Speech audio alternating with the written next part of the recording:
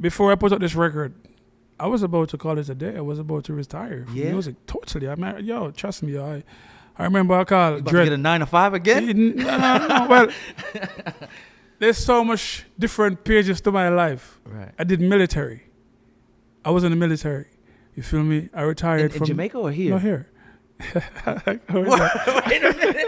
Wait a minute. I was a licensed ENT, emergency medical technician. You feel me? You didn't know that, right?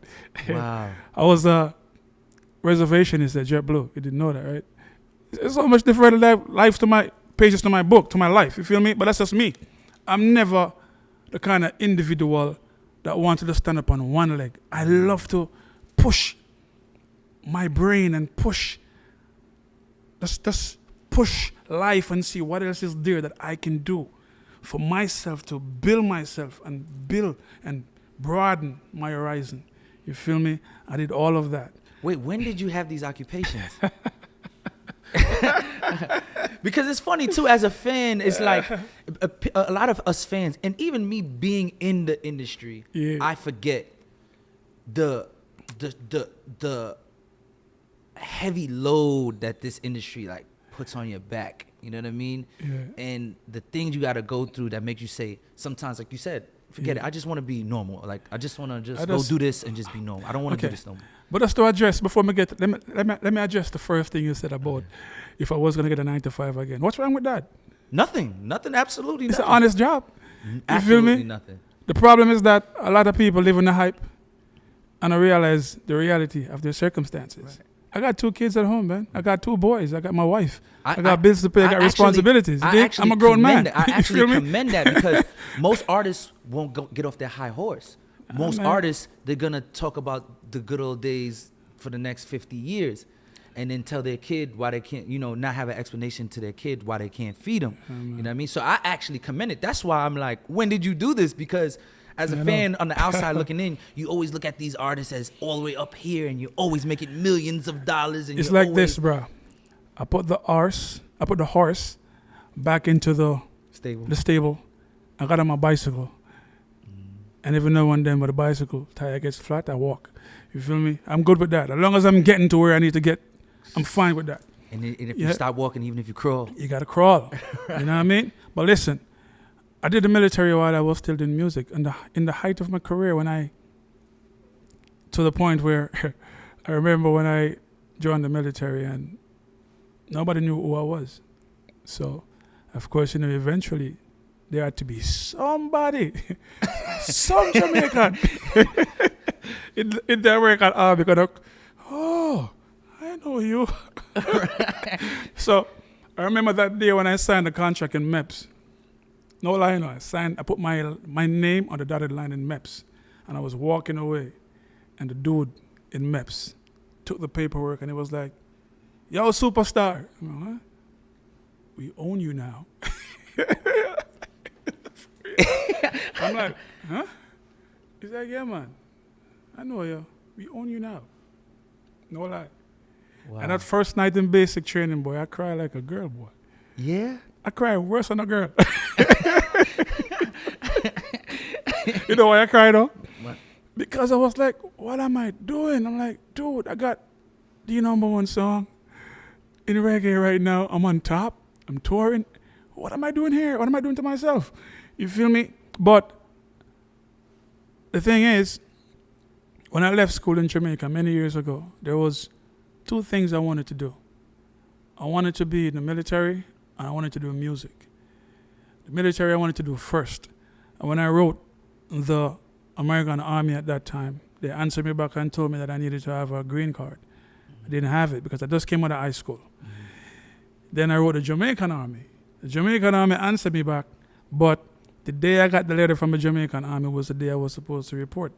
And they wanted me to come with a whole bunch of documentations that I didn't have in my position. So that the scrap, you dig? Then I just went on to the music. And then when I came to America and I saw the opportunity, I wanted to join the Air Force. You feel me? But when I went to the Air Force, they had some kind of age restriction that dropped and they went like 1 year below where I was. And I was told, well, if you get into the service, you can get a transfer. Once I got into the Army, the Army held on to me. They wouldn't let me go. Even though the Air Force gave me documentation saying, yo, we want you to transfer and come over here. Have your chain of command, sign this documentation, and come over. And my sergeant keep telling me, don't worry, we got you. We'll square you away. Okay? We got you. Don't worry about it. Right. And he keeps telling me that until eventually the date on the paperwork run out and I was stuck in the Army. But I have no regrets. You feel me? Because I served, I did my time, and I did it honorably. Mm-hmm. I came up with honorable discharge. You know what I mean? And I am a veteran. Literal, I am a veteran.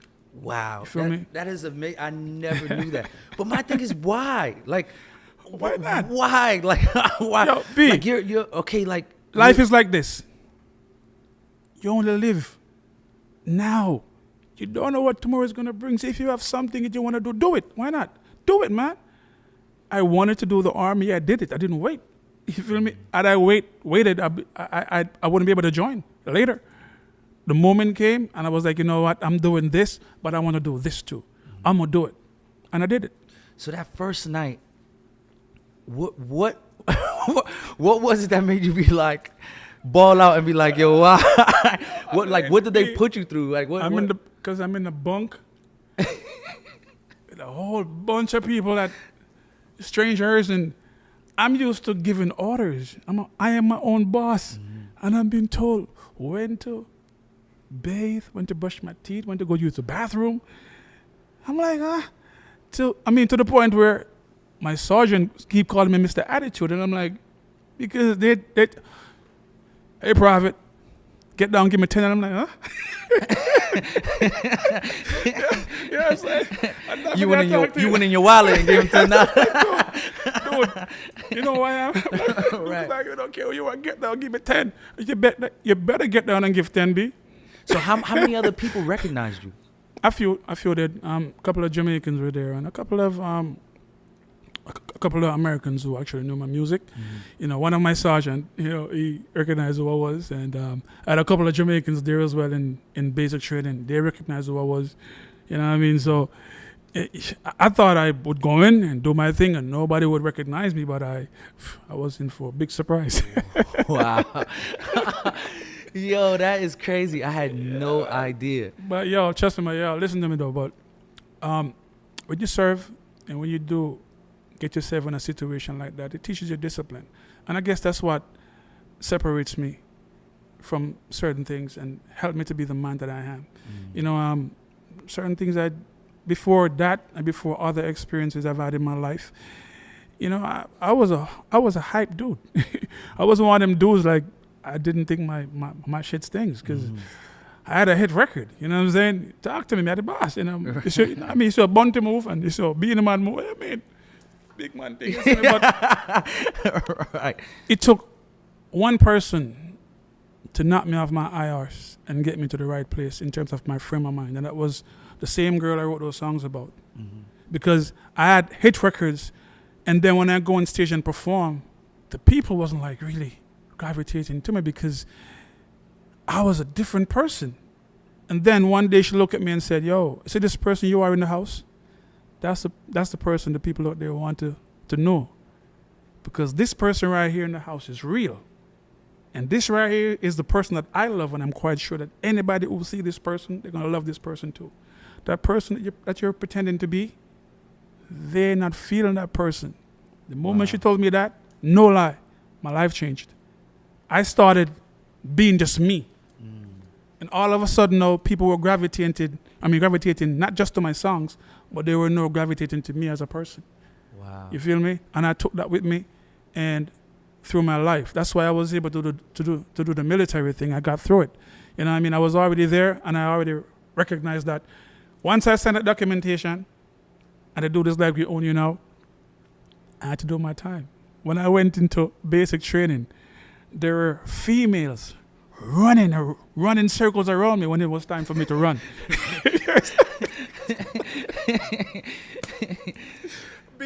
I'll never forget when it came down to time for graduation. You have to do PT tests. You have to do X amount of push-ups in a certain amount of time, X amount of sit-ups, and you have to run 2 miles in a certain amount of time. I think it was like 14 minutes, 2 miles in 14 minutes. And they showed me this dude who was there for like maybe 2 years. Why was he there? He's unable to graduate because he cannot pass his PT test. And the government, the military owns him. So he can't go nowhere until they decide he's allowed to go somewhere. You feel me? Wow. And in order for him to move further, he has to pass his PT test. And I said to myself, huh? I'm not gonna be that. Heck no, I want out. I need to pass this test. I was sick like a dog bee when it was time for me to run. And even my drill sergeant told me I'm not allowed to run. And I still went to the track. I gave it my all. I'm like, not today. I'm graduating, B. I'm getting out of here. Well, me personally, I have a newfound level of respect for you because, I mean, it says a lot for a man to do what needs to be done when it needs to be done. Yes. You know what I mean? And no matter what his circumstances is, no matter what his reputation is, that is to me like the definition of a man. Yeah, you know what I mean? So, I mean, for what it's worth, you have my respect, like my highest respect, because I feel like that's, like I said, that's the definition of being a man, doing what needs to be done when it needs, regardless of how it looks, and you're feeding your family, and you're doing, and even sometimes, even if it doesn't have to be done, even if it's something that you just want to do. Yeah. You know what I mean? Like where it's like, I'm here, but I want to do this, and I don't care what anybody thinks. Yeah. I'm gonna do it. Yeah, man. You know what I mean? You see, life, I understand when life throws, as they would say, when life throws limes at you, you just take them and make some lemonade, man. You see me?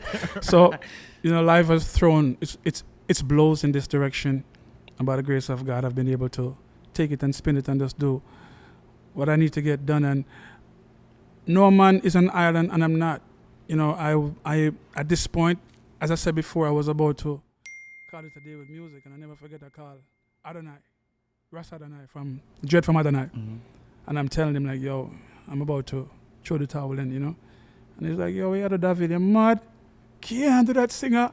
No, man, you want to go, man, I'm going to link up. You want to go, if you would feel for, I'm going to throw this person in your corner, and they're going to help you to recognize certain other elements that needs to be taken care of, and they will help you to open up your mind and realize that that's not what you want to do.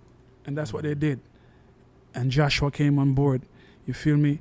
And because before that, I was just a self-fueled artist. All this time with On My Mind and all these tracks, I'm doing everything, man. I'm doing the production, I'm doing bookings, behind the scene. It's like I'm managing myself. Travel, everything. Everything, B. I'm trying to maintain a label because I'm producing myself. I'm producing other artists as well. And it was just too much. You feel me? And now, eventually, I got married. Now I'm a father, and I'm a hands-on dad. I'm a school teacher because when they had the virtual thing, I literally had to sit there every single day. From the moment the bell rang in school with my kids in front of the computer until it goes out. Every day. You feel me? Making sure that they're on par. You know what I mean? My wife works at night, so when she's working in the medical field, I am home being mommy and daddy. You feel me? And when she's home, she's sleeping, and I'm still being mommy and daddy. You dig? So, responsibilities, you just have to pick it up on your shoulder and realize that, that's just life, B. Right. Life happens. Right. You do what you need to get done. I'm a family man. You get me? I have to take care of my responsibilities. You dig? So